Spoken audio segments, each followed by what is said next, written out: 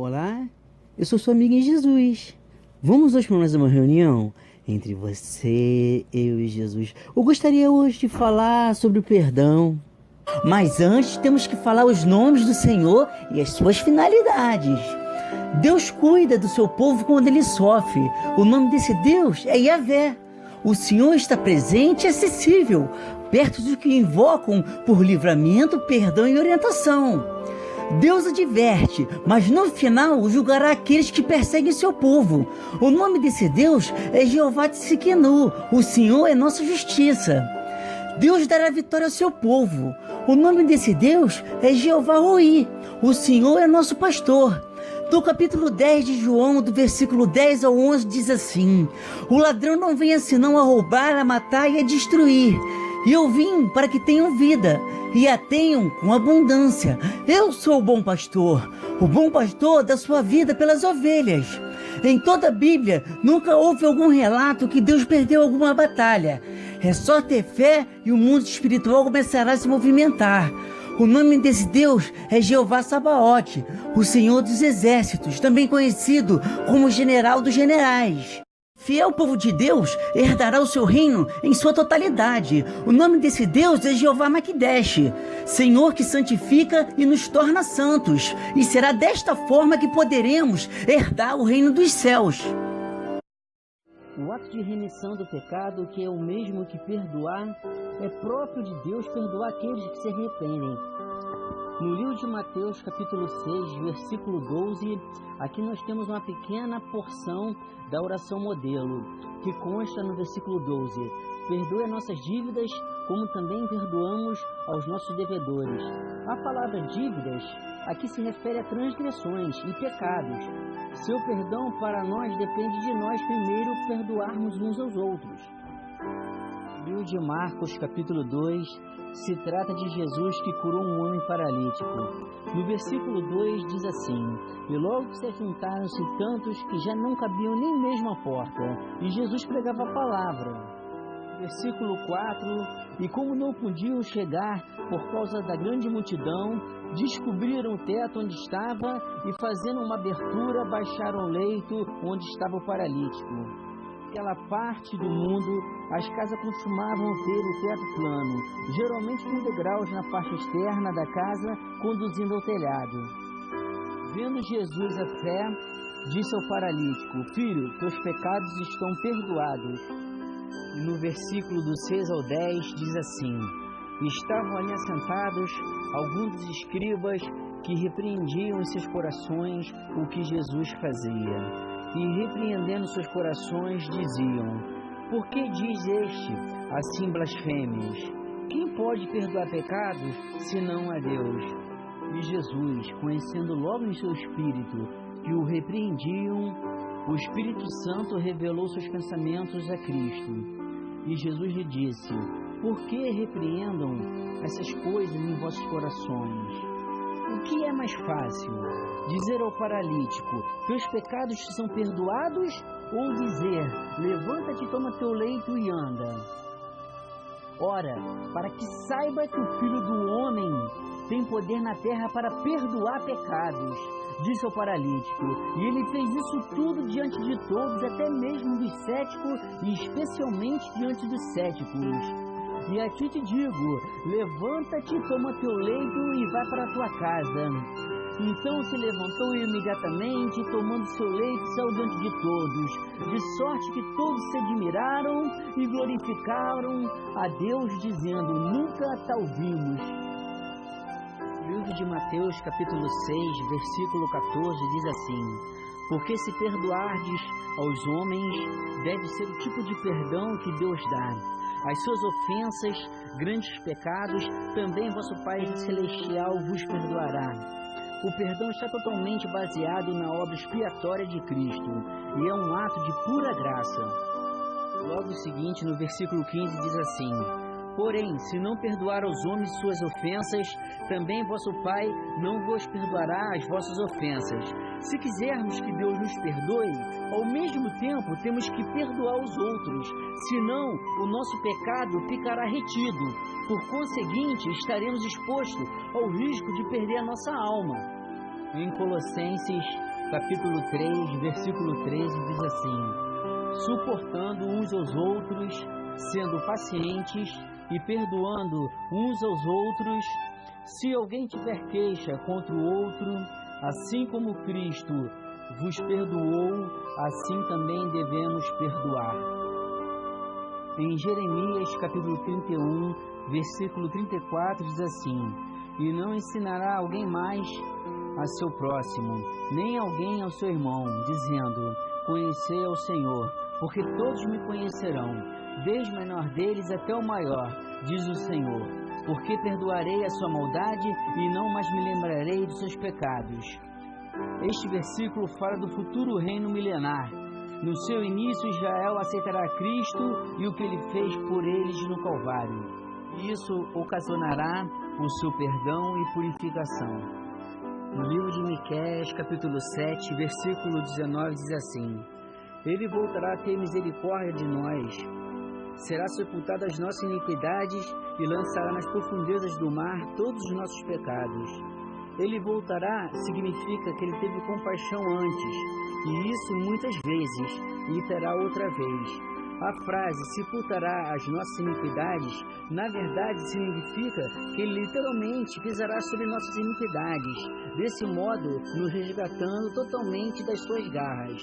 E lançará nas profundezas do mar todos os nossos pecados, é o mais próximo da declaração muito citada a respeito de lançar os pecados no mar do esquecimento, para não serem lembrados jamais. Na Epístola de 1 João, capítulo 1, versículo 9, diz assim: se confessarmos os nossos pecados, diz respeito a ações pecaminosas, quaisquer que possam ser, o pecador deve crer, o Espírito deve confessar. Ele, o Senhor, é fiel e justo para nos perdoar os pecados. Deus sempre será fiel à sua própria natureza e às suas promessas, mantendo a fé com Ele mesmo e com o homem. No livro de Mateus, capítulo 12, versículo 31, diz assim: portanto eu vos digo, fazendo a afirmação mais temível, todo pecado e blasfêmia será perdoado aos homens, isto é, se confessarem corretamente o pecado ao Senhor. Mas a blasfêmia contra o Espírito Santo não será perdoada aos homens. Quando acusaram de expulsar os demônios pelo poder de Satanás, quando na verdade ele o fazia pelo poder do Espírito Santo, eles blasfemaram contra o Espírito de Deus. Blasfemar contra o Espírito Santo somente pode ser cometido por alguém que professa conhecer o Senhor, como os fariseus da antiguidade o conheceram uma vez, pois deram as costas a ele. Os não redimidos que nunca conheceram o Senhor não podem blasfemar contra o Espírito Santo simplesmente por não ter nenhum conhecimento verdadeiro do Espírito. O poder da oração de um justo. No livro de Tiago, capítulo 5, versículo 16, diz assim: confessai as vossas culpas uns aos outros e orai uns pelos outros, para que sareis. A oração feita por um justo pode muito em seus efeitos. A hermenêutica do justo. Baseado na hermenêutica, o justo com referência aos seres humanos pode significar um estado de inocência, um atuar conforme a lei e estar em comunhão com Deus. Este último significado Paulo desenvolve especialmente em Gálatas e Romanos. Por meio de Cristo, Deus considera justo perante ele os pecadores que creram. Esse tema também é desenvolvido em Isaías, onde a justiça de Deus se manifesta na sua ação salvadora a favor do seu povo. As citações sobre o justo. No livro de Gênesis, capítulo 6, do versículo 8 ao 9, diz assim: Noé, porém, achou graça aos olhos do Senhor. Noé era homem justo e perfeito em suas gerações. Noé andava com Deus.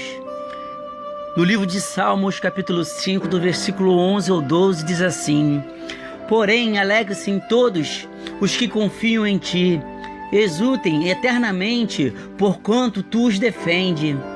e em ti se gloriem os que amam teu nome. Pois tu, Senhor, abençoarás ao justo, circundará da tua benevolência como de um escudo. Salmos, capítulo 11, versículo 5.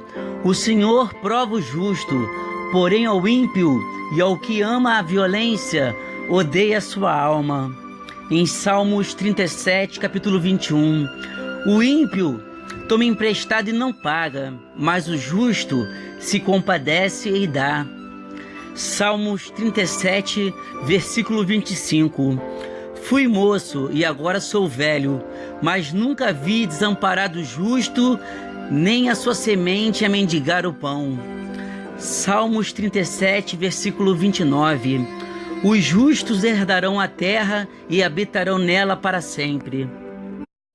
A comunhão com Deus. No livro de Gênesis, capítulo 2, versículo 15, diz assim: E tomou o Senhor Deus o homem e o pôs no jardim do Éden, para lavrar e o guardar. Em Romanos, capítulo 1, versículo 17: Porque nele se descobre a justiça de Deus de fé em fé, como está escrito, mas o justo viverá pela fé. Em Romanos, capítulo 3, versículo 25 ao 26, diz assim: Deus o ofereceu como sacrifício para perdoar mediante a fé pelo seu sangue, demonstrando a sua justiça. Em sua tolerância havia deixado impunes os pecados anteriormente cometidos, mas no presente demonstrou a sua justiça, a fim de ser justo e justificador daquele que tem fé em Jesus. O pedido de um justo. Em Filemão, no capítulo 1, do versículo 8 ao 10, diz assim: Por isso, mesmo tendo em Cristo plena liberdade para mandar que você cumpra o seu dever, prefiro fazer um apelo com base no amor. Na citação com base no amor, aqui revela a maneira como o apóstolo Paulo conduz e a todo cristão quanto a isso. Eu, Paulo, já velho e agora também prisioneiro de Cristo Jesus, apelo em favor de meu filho Onésimo, que gerei enquanto estava preso. Ei, meu filho Onésimo, essa é a primeira vez que o nome desse homem é mencionado, embora ele seja o motivo da carta. Sendo ele propriedade de Filemão, tinha fugido do seu dono para Roma numa distância de 1.500 quilômetros. E esse era um crime muito sério. Depois de chegar em Roma, esse escravo fugitivo, Onésimo, havia entrado em contato com Paulo, tendo entregado seu coração a Cristo. Em Filemão, no primeiro capítulo, do versículo 11 ao 14, diz assim: Ele antes era inútil, mas agora é útil, tanto para você quanto para mim. Porque não conhecia o Senhor, Onésimo não havia prestado um bom serviço a Filemão. Aqui neste versículo 11, apresenta o que só Cristo pode fazer: o inútil se tornar útil. Mandou-o de volta a você como se fosse o próprio coração. Onésimo estava voltando para casa e de fato entregando-se, que é o que deveria fazer uma vez aceitado Jesus Cristo. A súplica de Paulo feita a Filemão, que recebe de volta o seu antigo inútil e agora recebe o novo homem útil, na expressão como o seu próprio coração, é o mesmo como se fosse como meu filho. Administrar o tempo para Deus. Em Eclesiastes, capítulo 3, versículo 17, diz assim: Eu disse no meu coração, Deus julgará o justo e o ímpio, porque há um tempo para todo propósito e para toda obra. Este versículo diz a respeito de dois julgamentos: o tribunal de Cristo e o julgamento do grande trono branco de Deus. No primeiro julgamento, somente os cristãos estarão presentes e serão julgados somente pelas suas ações e motivações na terra, e não por seus pecados que foram julgados no Calvário. No segundo julgamento, somente os incrédulos estarão lá. Os dois, em épocas diferentes, incluirão todas as pessoas. Deus deseja que desfrutemos do nosso trabalho. Em Eclesiastes, capítulo 3, versículo 13, diz assim: e também que todo homem coma, beba e goze do bem de todo o seu trabalho. Isto é um dom de Deus. Comer, beber, trabalhar e desfrutar disso indica que o trabalho legítimo é obrigação do homem, mas não é o fim e nem o propósito de sua existência. A fé. Em Romanos 6, capítulo 6, versículo 6, diz assim: pois sabemos que o nosso velho homem foi crucificado com ele, para que o corpo do pecado seja destruído, e não mais sejamos escravos do pecado, pois quem morreu foi justificado do pecado. Ora, se morremos com Cristo, cremos que também com ele viveremos. Em Romanos 6, versículo 11, diz assim: da mesma forma, considerem-se mortos para o pecado, mas vivos para Deus em Cristo Jesus. A importância do nosso silêncio. No livro de Isaías, capítulo 64, versículo 4, diz assim: desde os tempos antigos, ninguém ouviu, nenhum ouvido percebeu, e olho nenhum viu outro Deus além de ti, que trabalha para aqueles que nele esperam. Isso é fé, confiar no que Deus pode fazer sem usarmos de nossa própria força, e através da fé que teremos a salvação. Voto de fé. Quero agora te convidar a fazer um voto de fé em 4 etapas e veremos como Deus nos ama e é misericordioso. Na primeira etapa, devemos sempre confiar em Deus no que fará ou no que pode fazer. Isso se chama fé e é através dela que poderemos ser salvos. Em Mateus, capítulo 26, versículo 41, diz assim: vigiai e orai, para que não entreis em tentação. Na verdade, o espírito está pronto, mas a carne é fraca. Devemos diariamente ler a palavra, pois é através dela que alimentaremos a nossa fé. Na segunda etapa, nosso Deus é um Deus ciumento. Não pode haver idolatria. E ela pode acontecer de várias formas diferentes. Pelo simples fato de ficar o dia inteiro em redes sociais e não sabermos administrar o tempo para Deus, é um exemplo, entre outros, de idolatria.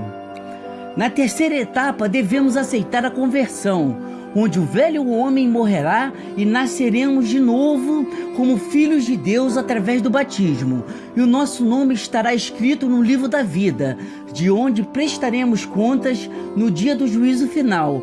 Então agora o pecado não habita mais em nós, e sim o Espírito Santo. E já sabendo que temos a tendência à natureza pecaminosa, devemos ir para o joelho dobrado e pedir perdão ao Senhor. Sabemos que no início pode parecer difícil, mas ao perseverar e começarmos a ter experiências com Deus, te garanto que nunca mais nos afastaremos dos caminhos do Senhor. Em Romanos, no capítulo 8, versículo 35, diz assim: quem nos separará do amor de Cristo? Será tribulação? Ou angústia? Ou a perseguição? Ou a fome? Ou a nudez, ou perigo, ou espada? Na quarta etapa, se diz sobre a importância de jejuar. Ela pode ser de diversas formas diferentes, não apenas ficar um dia sem comer, porque entendemos que muitas pessoas, por questões de saúde, não podem assumir este tipo de compromisso. Mas podemos, por exemplo, ficar sem acessar redes sociais, deixar de fazer algo que gostemos. Isso também é uma forma de jejuar. As murmurações. Em Jeremias, no capítulo 18, do versículo 1 ao 4, diz assim: esta é a palavra que veio a Jeremias da parte do Senhor. Vá à casa do oleiro e ali ouvirá a minha mensagem. Então fui à casa do oleiro e o vi trabalhando com a roda. Mas o vaso de barro que ele estava formando se estragou em suas mãos. Ele o refez moldando outro vaso de acordo com a sua vontade. Devemos aprender aqui que a lição do oleiro é que Deus nunca conserta o que o homem danifica. Ele cria algo novo. O homem tenta consertar o vaso, ou seja, a reabilitação, o que é impossível.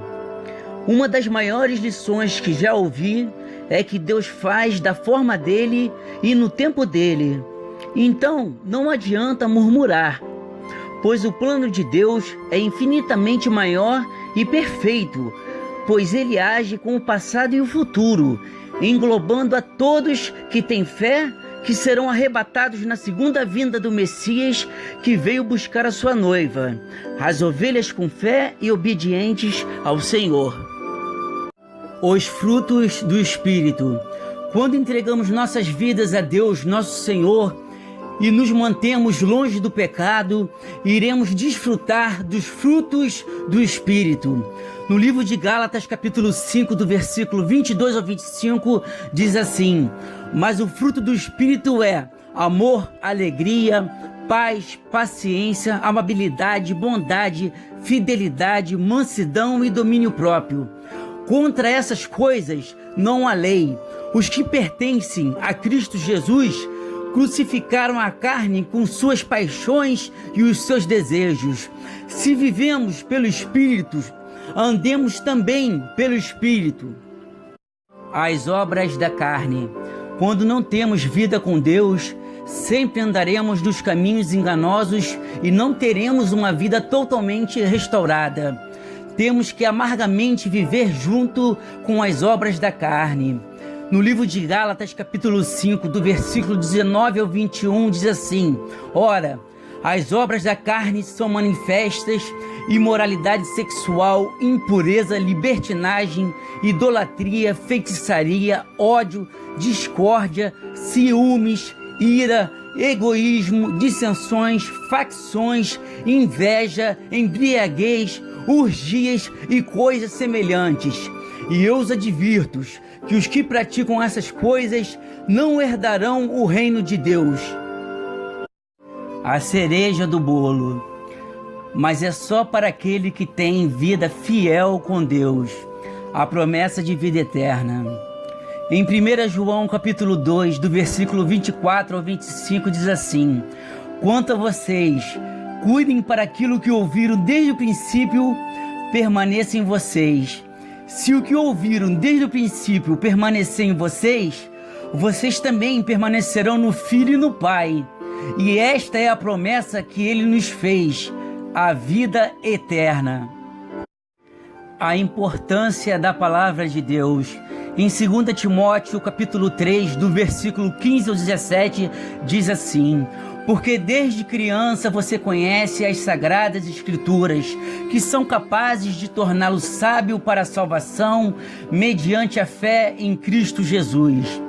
Toda a escritura é inspirada por Deus e útil para o ensino, para a repreensão, para a correção e para a instrução na justiça, para que o homem de Deus seja apto e plenamente preparado para toda boa obra. A importância da oração. No livro de Tiago, capítulo 5, do versículo 15 ao 18, diz assim: e a oração da fé salvará o doente e o Senhor o levantará. E se houver cometido pecados, serão perdoados. Confessai as vossas culpas uns aos outros e orai uns pelos outros, para que sareis. A oração feita por um justo pode muito em seus efeitos. Elias era homem sujeito às mesmas paixões que nós, e orando pediu que não chovesse por 3 anos e 6 meses, e não choveu sobre a terra.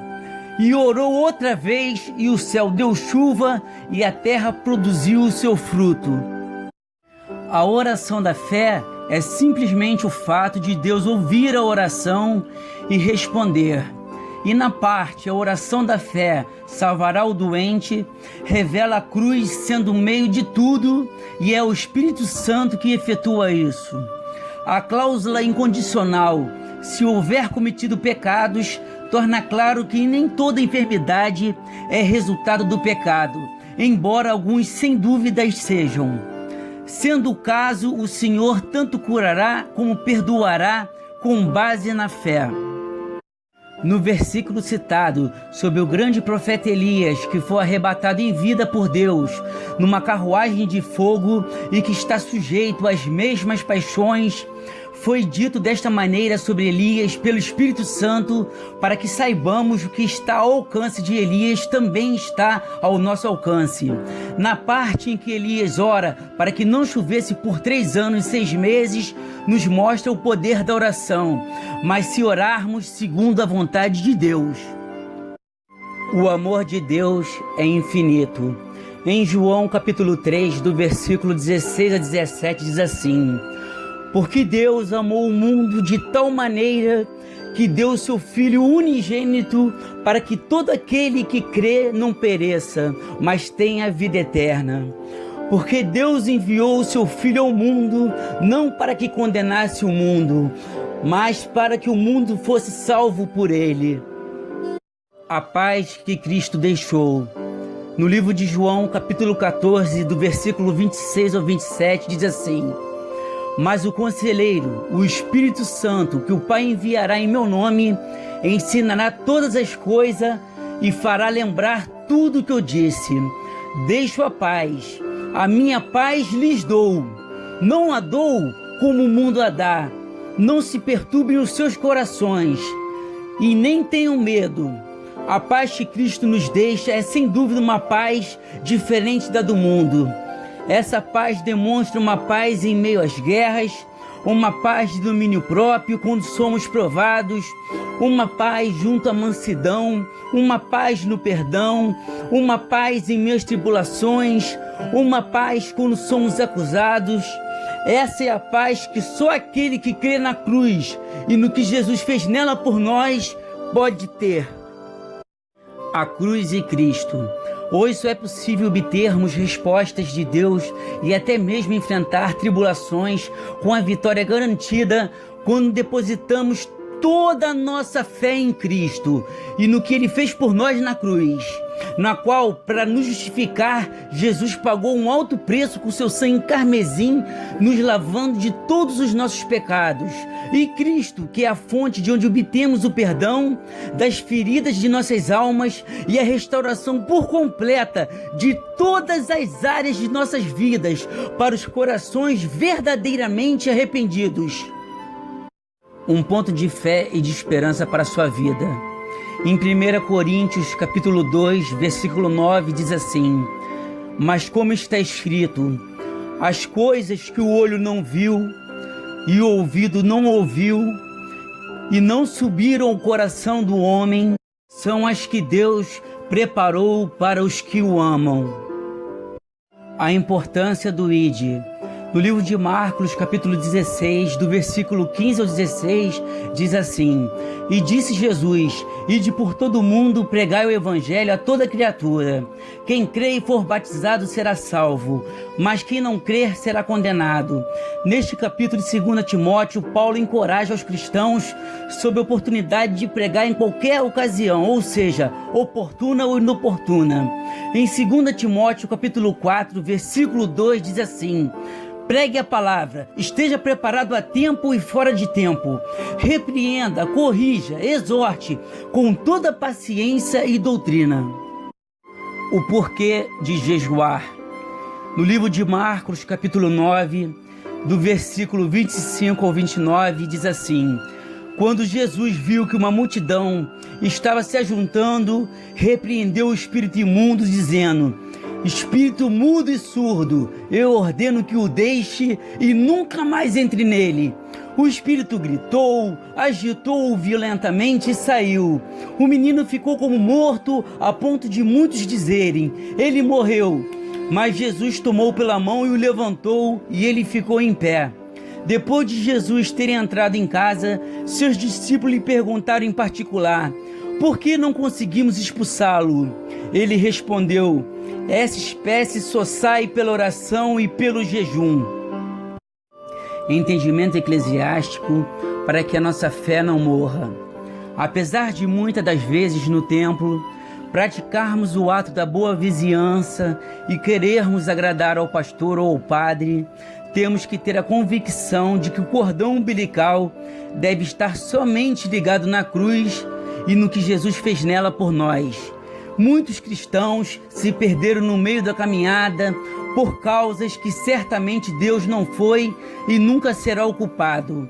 As pessoas se baseiam nos pecados do homem, que já tem a sua tendência pecaminosa, e praticam seus pecados ocultos, onde Deus não coabita em meio desta situação. Igreja é um lugar de vários degraus, onde cada um, com sua fé e sua obediência ao Senhor, se mantém no caminho da fé e da salvação e avançam degrau por degrau, ao chegar ao ponto do Espírito Santo nos purificar e nos santificar. Então não devemos nos decepcionar e nem permitir que isto nos afaste do amor de Cristo. Quero agora orar pela sua vida. Feche seus olhos. Coloque sua mão no seu coração. Permita agora que o Espírito Santo possa visitar o seu coração. Permita que o Espírito Santo possa ver as suas necessidades.